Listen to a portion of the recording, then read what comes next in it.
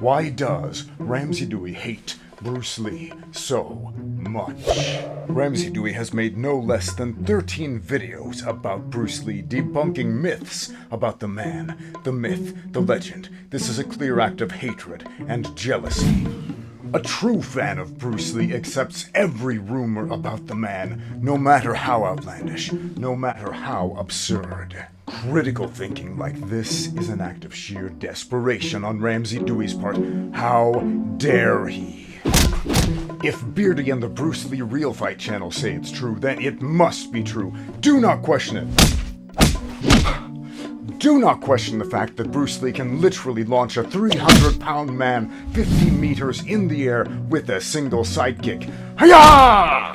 Do not question the fact that Bruce Lee could knock out 7 men at once with a single 1-inch punch. Do not question the fact that Bruce Lee was objectively stronger than Thor Bjornsson, Eddie Hall, and Brian Shaw combined. And do not question the fact that Bruce Lee never made any of these claims himself. That is irrelevant. How dare Ramsey Dewey try to support his claims with evidence and history and facts that Bruce Lee was not the second coming of Superman in the flesh. Ramsey Dewey is hereby excommunicated from the Church of Jeet and is hereby and forever pronounced unclean. Begone!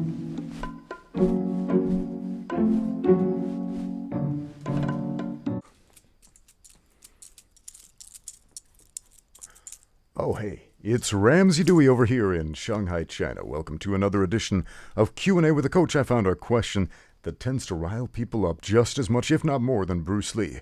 It's a question from our friend Terry Salazar, who says, is there really a difference between internal kung fu and external kung fu? Forgetting the mystic stuff, what do people actually mean when they say internal and external kung fu? We'll get into it, but first shout out to our sponsor xmartial.com, big proponents of the concept of getting 1% better every day. Do that and you're gonna be golden, man. More about them at the end of the video, but don't forget to use my code Ramsey10 for 10% off everything on their website. They make some good stuff. So, internal and external kung fu. What is internal? Nei jia. It's a Chinese expression. Nei means inside. Look at the character. It's a little box, a little roof thing. And there's a little dude, little character, a little radical representing a guy inside that box, right? And then we've got Wai, which means outside. Wai, jia, outside of the home. What is jia? Jia is home or family. So it's got a little roof over the top, a little roof radical, and under it, it's a pig. Why is there a pig? Well, in a traditional Chinese house, there's like a outer wall, inner courtyard, and that inner courtyard has a pig, because without the pig, it's not a traditional Chinese house. So that's why they made that character that way. So inside the home or inside the family is translated in English as internal martial arts for some reason. What does that actually mean? Well, that could mean a bunch of different things, actually.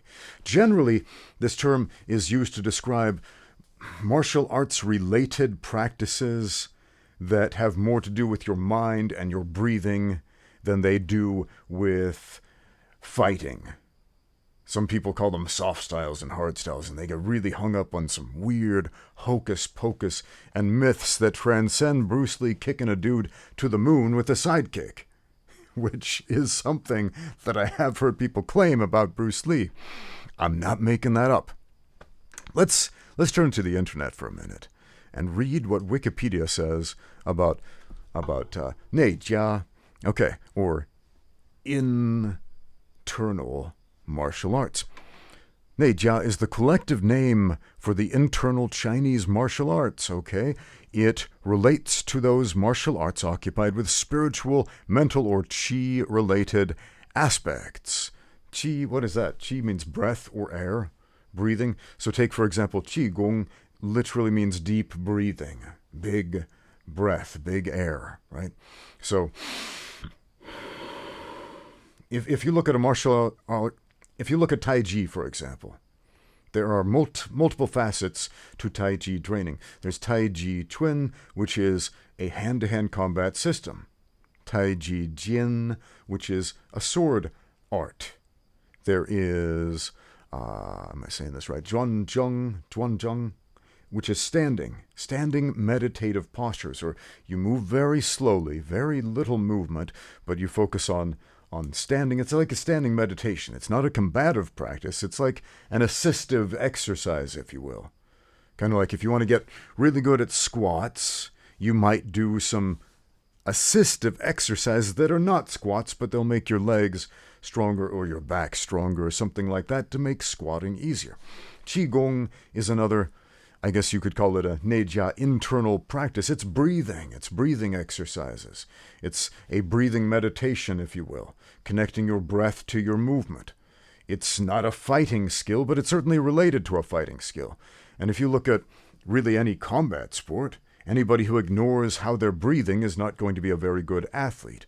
And so we could even construe our own breathing disciplines, meditation disciplines, etc., whatever, for any martial arts style. But the fact that in Chinese it's a fairly popular idea and has been traditionally to focus on things like breathing, focus on things like meditation, standing meditation, connecting your mind, your breath, and your movement together in these essentially collective arts, which are known as neijia, or weirdly translated to internal styles or internal martial arts. Yeah. Anyway, on with the article. The distinction dates to the 17th century, but its modern application is due to publications by Sun Lutang dating back to the period of 1915 to 1928. Neijing is developed by using neigong, or internal changes, contrasted with waigong. So we're getting a bunch of Chinese words thrown at us right now. Or external exercises. Okay. Yeah, man, external exercises. So essentially it's a bunch of Chinese jargon thrown at you to say the same thing that I just told you, that, look, if you're a serious martial artist, you're going to train how to kick and punch and grapple. And there's only so much kicking and punching and grappling and sparring that you can fit into your week, and so it's a pretty good idea to do some assistive exercises too. Standing meditation, breathing, etc. Focus on your mind, your fight psychology, whatever. That's all good stuff. The problem comes when people try to think that this refers to the Force from Star Wars, or if I meditate hard enough, I can develop telekinetic powers, and I can blast you with my chi energy in some supernatural way that just doesn't make sense. There are so many charlatans who capitalize on these ideas. What else?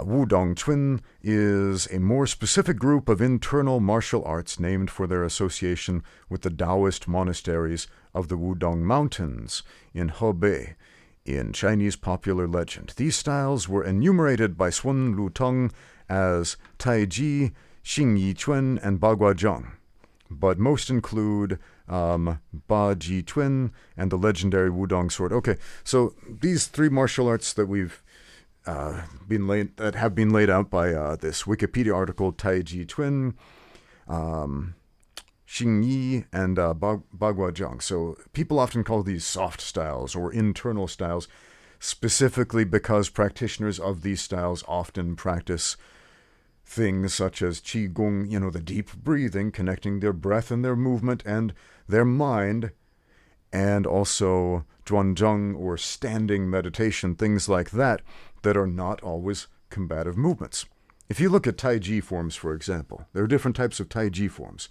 Some are literally representative of certain combative movements, such as this one is an arm drag, right? This one is catching a leg, right? This one is sweeping a leg, and so on. There are some movements which are breathing exercises, and others which are standing meditation movements, right? And one of the big problems comes when practitioners don't know which one is which, or they're taught all as if they're just one and the same thing, and that's a bit of a problem. It's the same thing with Bagua Zhang. So there are meditative practices that Bagua Zhang practitioners do, but it's a hand-to-hand combat system. I've trained with experts of Bagua and there's a very specific style of movement that they use for hand-to-hand combat. There's like a very stiff lead arm. There's a strong focus on getting off the center line, moving behind the other guy. It's some interesting stuff. There's some very practical combative applications of this martial art. But not all of the practices associated with Bagua are combative. Now, we could go to, say, for example, the UFC Performance Institute here in Shanghai, okay? And we could watch the fighters on their sparring days, and we'll see them spar, and we'll think, okay, well, that looks like fighting. And it is. It's a combative practice. We might go and see them practicing or drilling a technique and see them throwing punches and kicks and grappling with each other. And we'll say, okay, well, that looks like what happens in the UFC. Okay, this is martial arts. And then you might notice sometimes these guys, especially after training, they're sitting in a cryotherapy chamber working on recovery. Is that a martial art? It's part of their martial arts practice. Sitting in a very cold cryotherapy chamber to stimulate faster healing of the body.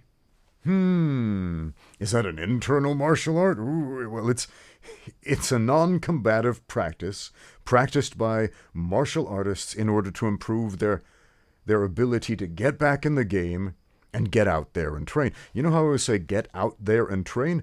That in and of itself is very much referential to this Chinese phrase, what is it? Wai jia, which is outside the home, outside the family, external martial arts. Get out there, get outside and train outside of your mind, right?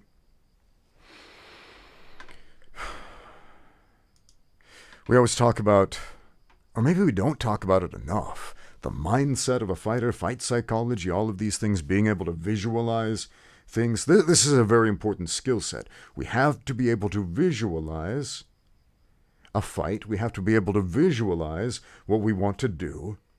We have to be able to imagine it before it can become a reality. And this is different than just wishful thinking. It's the practice of real faith. Faith is a belief in a true principle. It's not a belief in a fantasy. Faith is an action. It's not just, I'm going to sit here and wait and wish and hope. Meaning you actually get out there and do something, right? Faith without works is dead, as the Bible teaches us, right? Faith without the works is dead. It doesn't do anything. And similarly, external martial arts is like the works, and the internal martial arts, if you will, is like the faith, if you will. Well, I should say the combination of the two is the faith. The internal is like the belief, the visualization, the imagination, all of this stuff that starts pointing us in the right direction, but we have to actually get out there and do it if we want to do something.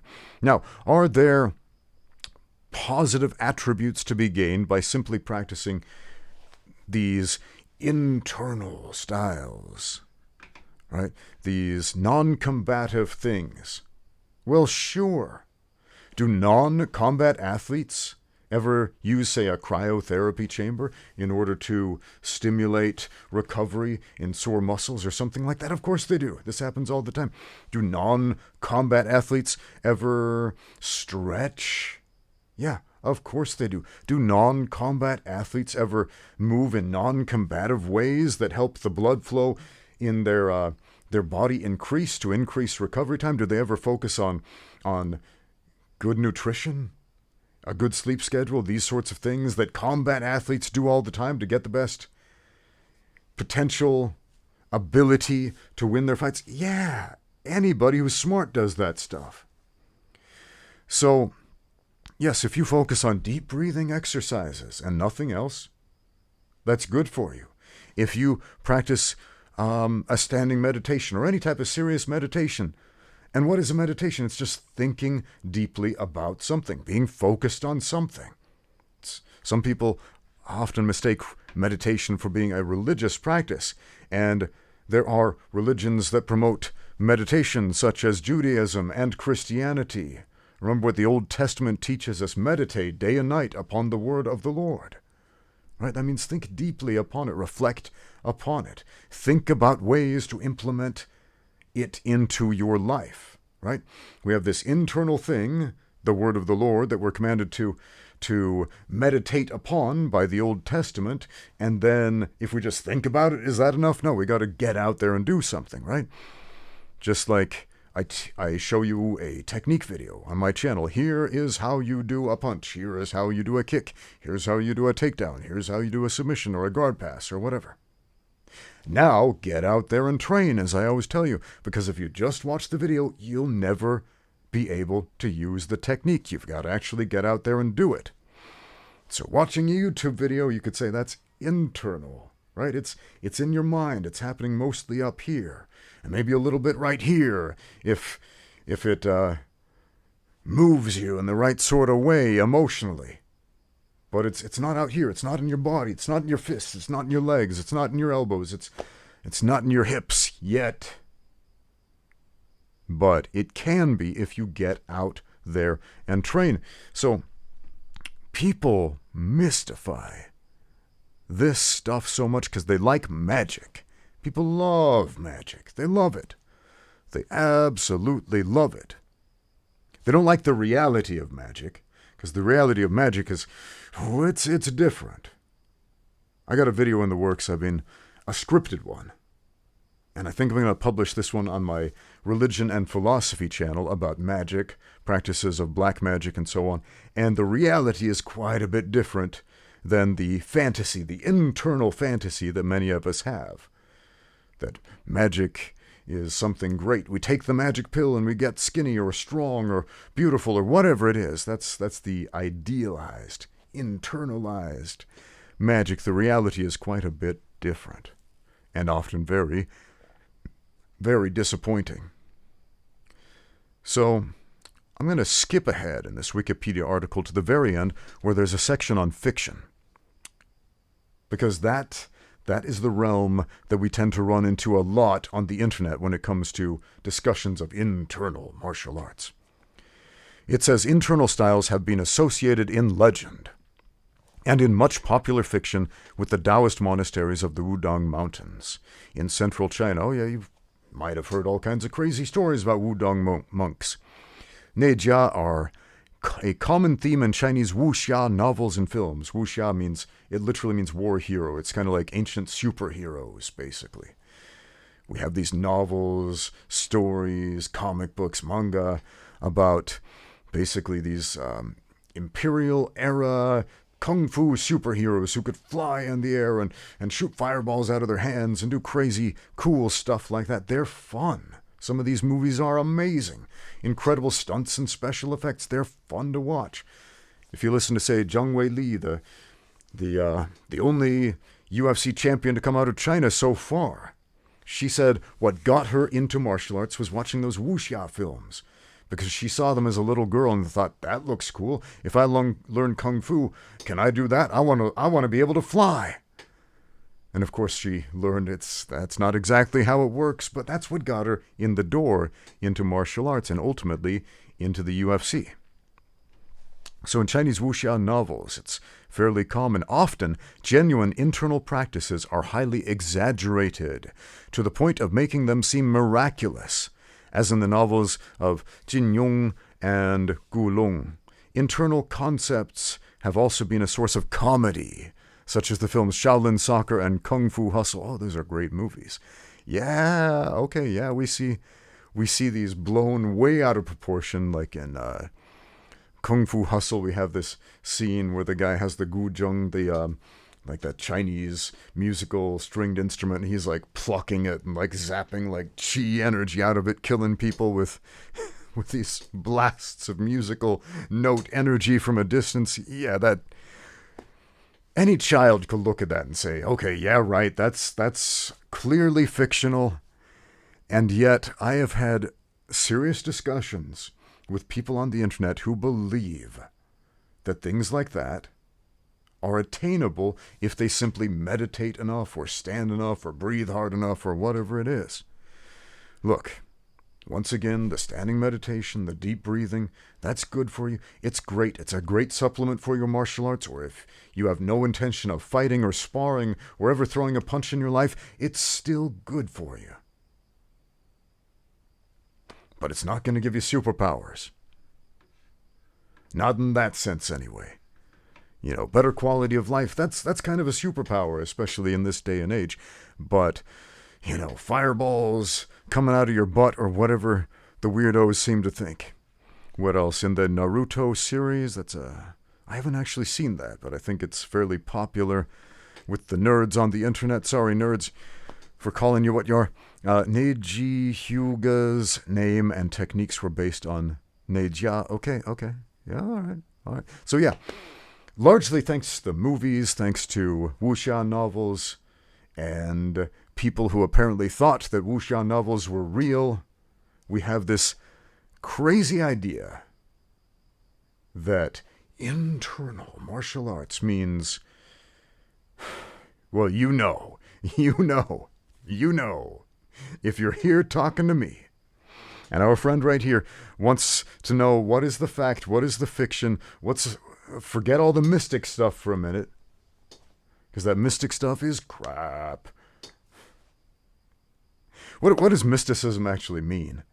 Oh, that's a whole complex story right there, but essentially it's the idea that an average person can have some sort of communication with the divine or the supernatural. For example, in Christian mysticism, which was popular in the 1400s in Spain, for example, before the Spanish Inquisition, and it was the reason for the Spanish Inquisition, a lot of Christian believers in Spain had this idea that the average person could, for example, commune with God or receive revelation from on high or see an angel or talk to the saints or see the Virgin Mary or something like that.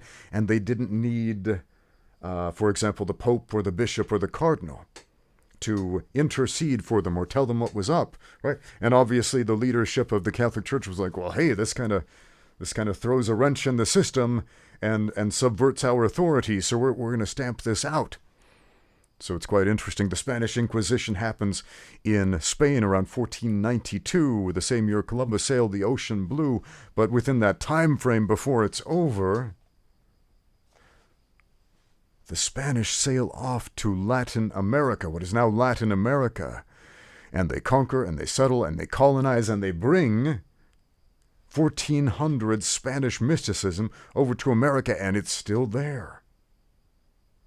Still there in Latin America. Yeah. So, mysticism, a little bit different than what a lot of people think. And that's kind of a overlying theme of this video. Magic, it's a thing, but it's not what you think it is, right?